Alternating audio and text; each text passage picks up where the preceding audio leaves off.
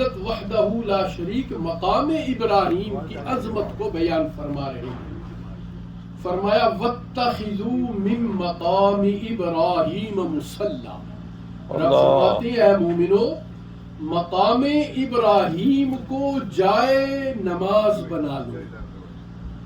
پہلے بیان ہوا کہ حضرت ابراہیم علیہ السلام کو لوگوں کا امام بنایا گیا، تو اب اس کی ایک جھلک دکھائی جا رہی ہے کہ اے طواف کرنے والوں، طواف کے بعد مقام ابراہیم پر نماز پڑھو، یعنی اس پتھر کے قرب میں نماز پڑھو جس پر حضرت ابراہیم علیہ السلام کھڑے ہوئے. اور یوں جب اس مقام ابراہیم کے پاس آپ نماز پڑھو گے تو اس طرح حضرت ابراہیم علیہ السلام کی جو امامت ہے اس کو سلام پیش کرو. اور اس مقام ابراہیم کو رب کی ذات نے کیا عظمت نصیب فرمائی، کیا شان عطا فرمائی. رب فرماتے ہیں فیہ آیات بینات مقام ابراہیم. رب فرماتے ہیں کہ کعبہ شریف میں واضح نشانیاں ہیں. یہ ہمارا گھر جو بیت اللہ ہے، رب فرماتے ہیں ہم نے یہاں بے شمار اپنی واضح نشانیاں رکھی ہوئی ہیں، اور فرمایا ان واضح نشانیوں میں ایک نشانی مقام ابراہیم ہے. اب یہ مقام ابراہیم علیہ السلام، یہ پتھر، اس کی کیا عظمت ہے، کتنی شان ہے. حضرت صدی رضی اللہ تعالیٰ عنہ مروی ہیں اور آپ روایت فرماتی ہیں کہ حضرت ابراہیم علیہ السلام جب دوسری مرتبہ اس جگہ تشریف لائے جہاں آج کعبہ ہے، تو حضرت اسماعیل علیہ السلام کی بیوی نے عرض کیا آپ سواری سے اتر کر غسل کر لیں، سر دھوئیں اور آرام کریں. تو آپ نے فرمایا مجھے اترنے کی اجازت نہیں. یعنی رب کے جو نبی ہیں، اللہ کے جو رسول ہیں، گویا وہ اپنی مرضی سے کچھ نہیں کرتے، وہ تو رب کے حکم کا انتظار کرتے ہیں. وہ وہی کچھ کرتے ہیں جو اللہ کی ذات انہیں کرنے کا حکم فرماتی ہے. تو آپ نے فرمایا کہ مجھے سواری سے اترنے کی اجازت نہیں. تو انہوں نے عرض کیا کہ آپ زمین پر نہ اتریں، اس پتھر پر پاؤں رکھ لیں. آپ نے اس پر ایک قدم رکھا، آپ کی بہو صاحبہ نے آپ کا سر ایک طرف سے دھویا، اتنے میں آپ کا قدم پتھر میں اتر گیا. گویا پتھر فرتے محبت سے موم ہو گیا. وہ گویا خوشی سے جھوم پڑا کہ رب کے خلیل کا پاؤں میرے اوپر آ گیا. پھر آپ نے دوسرا قدم رکھا، دوسری طرف سے سر دھلوایا تو دوسرا قدم بھی اس پتھر میں اتر گیا. یہ بات تفسیر قرطبی، تفسیر کبیر نے اپنی اپنی تفاسیر میں بیان فرمائی. اور حدیث صحیح میں ہے کہ اس پتھر پر کھڑے ہو کر حضرت ابراہیم علیہ السلام نے اللہ کے گھر کعبہ کو تعمیر فرمایا. یہ پتھر پہلے کعبہ کی دائیں طرف میں نصب تھا. جب حضرت عمر فاروق رضی اللہ تعالی عنہ کا دور آیا تو اس دور میں اسے وہاں سے ہٹا کر مطاف میں نصب کر دیا گیا. کیوں؟ تاکہ لوگ چاروں طرف سے اس کی زیارت کریں. دیکھنے میں وہ پتھر ہے لیکن اس کی شان اتنی بلند ہو گئی کہ اس پتھر کے ساتھ رب کے پیارے خلیل کے پاؤں کی نسبت ہو گئی. ہمارے گھروں میں بھی پتھر لگتے ہیں، ٹائلیں لگاتے ہیں، بڑے خوبصورت بڑے مہنگا پتھر ہم لگاتے ہیں، لیکن جوتے سمیت چل پھر رہے ہوتے ہیں. لیکن وہ پتھر جس کی نسبت رب کے گھر کے ساتھ ہو جائے، جو پتھر مسجد میں لگ جائے، جوتے باہر اتارتے ہیں. کیوں؟ کہ ہے تو وہی پتھر جو گھر میں لگا ہے، لیکن اس پتھر کی عظمت کیوں کہ اللہ کے گھر میں یہ لگا، یہ مسجد کا حصہ بن گیا. تو گویا جب کسی چیز کی نسبت کسی عظیم چیز کی طرف ہو جائے تو اس نسبت کی وجہ سے وہ چیز بھی عظمت والی بن جاتی ہے. وہ پتھر پھر عام پتھر نہیں رہتا، وہ پتھر بھی ایک خاص چیز بن جاتا ہے. حدیث پاک میں ہے کہ حجر اسود اور مقام ابراہیم یہ دونوں جنت کے ہیروں میں سے دو ہیرے ہیں. حضرت مجاہد رضی اللہ تعالی عنہ سے روایت ہے کہ حجر اسود اور مقام ابراہیم، یہ دونوں قیامت کے دن ان لوگوں کی گواہی دیں گے جنہوں نے ان کا حق ادا کیا۔ اب ان کا حق کیا ہے؟ یعنی حجر اسود کو چوما اور مقام ابراہیم کے پاس نماز پڑھی۔ اب ہوتا یہ ہے کہ ہم اس بھیڑ میں جب طواف کر رہے ہوتے ہیں، سب لوگ دھکم دھکا، جو زیادہ قوت والا ہے وہ جناب چیرتا ہوا حجر اسود کی طرف بڑھتا چلا جا رہا ہے، دوسرے لوگ چیخ رہے ہیں، ان کو تکلیف ہو رہی ہے۔ میرے بھائی، جو چوم سکے آرام سے وہ چومے۔ شریعت نے دوسری راہ نکالی ہے، استلام کرو، دور سے ہاتھ کا اشارہ کر کے اسے چوم لو، اللہ نے چاہا تو اتنا ہی رب کی ذات سے اجر و ثواب نصیب ہو جائے گا۔ تو اس لیے کسی کو تکلیف دینا، ویسے ہی اسلام منع کرتا ہے کہ یہ تو امن و سلامتی والا دین ہے، کسی کو اذیت نہ دو، اور پھر رب کا گھر مسجد حرام بیت اللہ میں جا کر صرف وہ تھوڑے سے ثواب کی خاطر، ارے بھائی آرام سے نہیں، استلام کر لو، رب کی بارگاہ سے انشاءاللہ اجر و ثواب مل جائے گا۔ حضرت عبداللہ بن عمر رضی اللہ تعالی عنہما آپ روایت فرماتے ہیں کہ نبی رحمت صلی اللہ علیہ وسلم نے ارشاد فرمایا، الرکن والمقام یاقوتان من یواقیت الجنہ، کما قال النبی صلی اللہ علیہ وسلم۔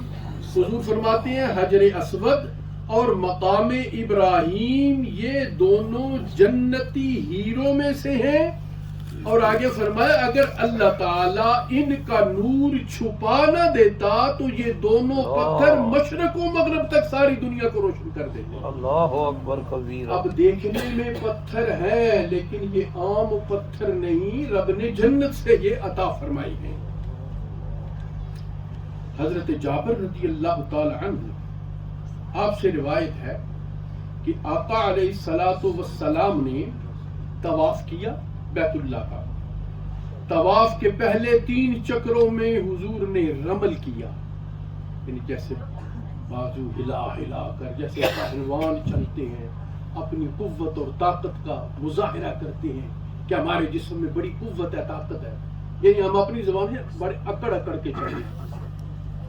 اب اکڑ کے چلنا تو نامناسب ہے، لیکن یہ تو رب کا گھر ہے، یہ تو حرم ہے، یہ تو بیت اللہ شریف ہے۔ نبی رحمت نے یہ عمل کیا۔ اس وقت مسلمانوں کو حکم تھا تاکہ کفار کے سامنے یہ چکر لگاتے ہوئے اس طریقے سے چلو انہیں پتا چلے کہ مسلمان بھی قوت والے ہیں، وہ طاقت والے ہیں، ان کے جسموں میں توانائی ہے، وہ بھوکے اور مریل قسم کے لوگ نہیں ہیں۔ تو حکم ہوا کہ پہلے 3 چکر یوں چلو، تو حضور صلی اللہ علیہ وسلم نے بھی۔ اب چونکہ اصل میں بات کیا ہے، رب کو اپنے نبی سے اتنا پیار ہے، اتنی محبت ہے کہ حضور نے ظاہری زندگی میں جو جو عمل کیا اس وقت کے مطابق جو حکم تھا اس پہ عمل کیا۔ رب کو نبی کی ادا اتنی پسند آئی کہ آج چاہے وہاں کافر دیکھنے والے نہیں ہیں لیکن حضور کی صدا کو رب نے قیامت تک جاری اور ساری رکھا۔ تو اللہ کے محبوب صلی اللہ علیہ وسلم نے طواف کے پہلے 3 چکروں میں رمل کیا، باقی 4 چکروں میں حضور آہستہ آہستہ چلے۔ پھر مقام ابراہیم پر میرے نبی نے 2 رکعت نفل ادا فرمائے اور یہ قرآن کی آیت تلاوت فرمائی کہ وَاتَّخِذُوا مِن مَقَامِ إِبْرَاهِيمَ مُصَلًّى، کہ رب فرماتے ہیں کہ مقام ابراہیم کو جائے نماز بناؤ۔ حضرت امام اعظم ابو حنیفہ رحمۃ اللہ تعالی علیہ کے نزدیک ہر طواف کے بعد، خواہ وہ طواف فرض ہو یا واجب ہو یا وہ طواف نفل ہو، مقام ابراہیم کے پاس 2 رکعت نماز ادا کرنا یہ واجب ہے۔ آقا علیہ السلام یہ نماز کبھی ترک نہ کرتے تھے، یعنی جب بھی اللہ کے محبوب نے طواف کیا، طواف کرنے کے بعد حضور نے 2 رکعت نماز نفل یہ ادا فرمائے۔ اور یہ دلیل وجوب ہے کیونکہ جو کام آقا علیہ الصلوۃ والسلام ہمیشہ کریں، کبھی بیان جواز کے لیے بھی ترک نہ فرمائیں، اور وہ کام از قسم عبادت ہو، از قسم عادت انسانی نہ ہو، تو حضور کا یہ عمل اس عمل کو امت کے لیے واجب کر دیتا ہے. اگر لوگوں کی کثرت کی وجہ سے مقام ابراہیم کے سامنے جگہ نہ ملے تو ساری مسجد میں کہیں بھی یہ نماز پڑھی جا سکتی ہے. لیکن ہوتا کیا ہے، ہم بڑے جذباتی قسم کے لوگ ہیں. آج کل کیا ہوتا ہے، آج دوران طواف کئی لوگوں کو دیکھا جاتا ہے کہ وہ عین مقام ابراہیم کے ساتھ کھڑے ہو کر یہ نماز پڑھتے ہیں، اور ان کا یہ عمل طواف کرنے والوں کے لیے ایک مصیبت کا باعث بن جاتا ہے. لوگ ایک دوسرے پر گرنے لگتے ہیں، وہ سمجھتے ہیں کہ ہم بہت ثواب لے رہے ہیں. یہ جہالت ہے. بھائی جب گنجائش وہاں نہیں ہے، لوگ طواف کر رہے ہیں، لوگ بھیڑ میں مبتلا ہے، جب پوری مسجد میں جگہ موجود ہے نفل پڑھنے کے لیے، تو پھر وہیں کیوں لوگوں کے لیے رکاوٹ کا باعث آپ بن رہے ہیں؟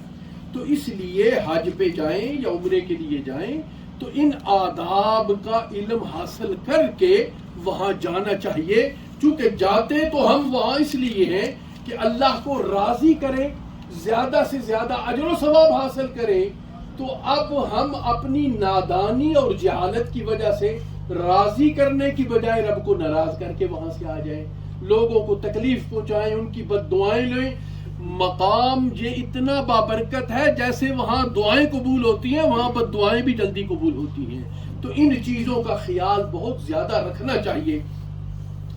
اور یہ رب کا گھر، یہ بیت اللہ، یہ حرم، حضرت ابن عباس رضی اللہ تعالی عنہما آپ ارشاد فرماتے ہیں کہ اللہ رب العزت وحدہ لا شریک ہر دن اور رات میں 120 رحمتیں اللہ اپنے گھر بیت اللہ پہ نازل فرماتا ہے. اب یہ 120 رحمتیں جو نازل ہوتی ہیں رب کے گھر بیت اللہ پر، 60 رحمتیں تو ان خوش نصیب لوگوں کے لیے ہیں جو اس وقت طواف کر رہے ہوتے ہیں، طواف میں مصروف ہیں، اور 40 رب کی رحمتیں ان خوش نصیبوں کے لیے ہیں جو اس وقت نماز ادا کر رہے ہوتے ہیں، نماز میں مصروف ہیں. اب وہ بندے جو نہ طواف کر رہے ہیں نہ نماز پڑھ رہے ہیں، وہ تو صرف رب کے گھر کو دیکھ رہے ہیں. تو فرمایا 20 رحمتیں رب کے گھر کو دیکھنے والوں کے لیے. گویا یہ بیت اللہ شریف اتنی عظمت والا مقام ہے. او بندہ خدا، تو اگر نہ نماز پڑھے نہ تو طواف کرے، صرف حرم میں بیٹھ کر رب کے گھر کی زیارت کرتا رہے، پھر بھی تجھ پر رب کی رحمتیں نازل ہوتی رہیں گی. بیت اللہ شریف کا صرف دیکھنا بھی عبادت. حضرت سعید بن مسیب فرماتے ہیں کہ جو ایمان اور تصدیق کے ساتھ کعبہ کو دیکھے وہ خطاؤں سے ایسے پاک ہو جاتا ہے جیسے آج ہی دنیا میں آیا ہے. حضرت ابو صاحب جو ایمان اور تقوی کے ساتھ کعبہ کو دیکھے اس کے گناہ ایسے جھڑتے ہیں جیسے پتے درخت سے جھڑ جاتے ہیں. اور فرمایا جو شخص مسجد میں بیٹھ کر بیت اللہ شریف کو صرف دیکھتا رہے، چاہے طواف اور نفل نماز نہ پڑھتا ہو، وہ اس شخص سے افضل ہے جو اپنے گھر میں نفل نماز پڑھے اور بیت اللہ کو نہ دیکھے. تو رب کے گھر کی زیارت بھی اجر و ثواب کا باعث ہے. حضرت عطار فرماتے ہیں کہ بیت اللہ کو ایک مرتبہ دیکھنا 1 سال کی نفلی عبادت کے برابر ہے. حضرت قرز ایک بزرگ ہیں جن کا معمول تھا کہ 70 طواف دن میں 70 طواف رات میں کرتے تھے. تقریباً 30 میل کی روزانہ کی یہ مسافت بنتی ہے، اور ہر طواف کے بعد 2 رکعت تحیت الطواف پڑھتے تھے. کل 280 رکعتیں بن جاتی ہیں. یہی نہیں 2 مرتبہ اللہ کے کتاب قرآن کی وہ تلاوت بھی کرتے. اللہ اکبر. 2 قرآن بھی ختم کرتے تھے. یارو کیا لوگ تھے یہ، کیا عظمتوں کے مالک تھے، کتنی قوتیں توانائیاں تھیں. مقصد کیا تھا کہ جب تک روح جسم میں ہے رب کو راضی کر لو، جتنا زیادہ ہو سکے اللہ کی رضا کی طرف بڑھیں. اللہ رب العزت اس پرفتن دور میں ہم سب کو زیادہ سے زیادہ اعمال صالحہ کر کے اپنی زندگیاں بسر کرنے کی توفیق